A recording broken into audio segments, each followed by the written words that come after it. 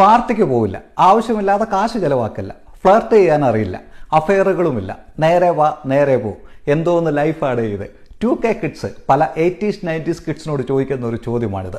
Sun, നിങ്ങൾക്കറിയാത്ത കുറേ കാര്യങ്ങളുണ്ട് അതിനു പുറകിൽ. നീ ക്ലാസ്സിന് വെളിയിൽ മുട്ടയെ നിന്നിട്ടുണ്ടോ? ബെഞ്ചിന് പുറത്ത് കയറി നിന്നിട്ടുണ്ടോ? പോട്ടെ, സ്റ്റാഫ് റൂമിൽ നിന്ന് ചൂറിലെടുത്തുകൊണ്ട് വന്ന അതേ ചൂറിൽ നിന്ന് തല്ലും മേടിച്ചിട്ടുണ്ടോ? ഇന്നത്തെ ഒരു ലൈനല്ല അന്ന്. ആദ്യം അടി, പിന്നെ ചോദ്യം. വീട്ടിലും സ്കൂളിലും പോലീസ് സ്റ്റേഷനിലാണെങ്കിലും അമ്മാതിരി സൈക്കോകളായിരുന്നിടെ അന്ന് ചിന്തിക്കാൻ കൂടി കഴിയാത്ത രണ്ട് കാര്യങ്ങളായിരുന്നു ഡിവോഴ്സും മെൻ്റൽ ഹെൽത്തും. നല്ല ഡിപ്രഷനും ആങ്സൈറ്റിയും ഒക്കെ വന്നാൽ കുഴമ്പ് തേച്ച് ചൂടുവെള്ളത്തിൽ കുളിച്ചിട്ട് കിടന്നുറങ്ങും.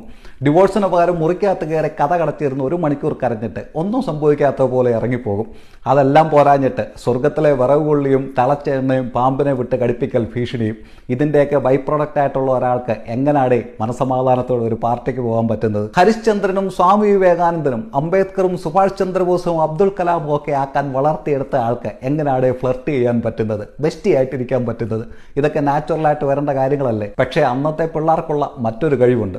ഏത് സാഹചര്യത്തിൽ ചെന്ന് പെട്ടാലും ഒരു ദ്രാവകം പോലെ അതിനനുസരിച്ച് ഷേപ്പ് മാറുന്നതിനുള്ള ഒരു കഴിവ്.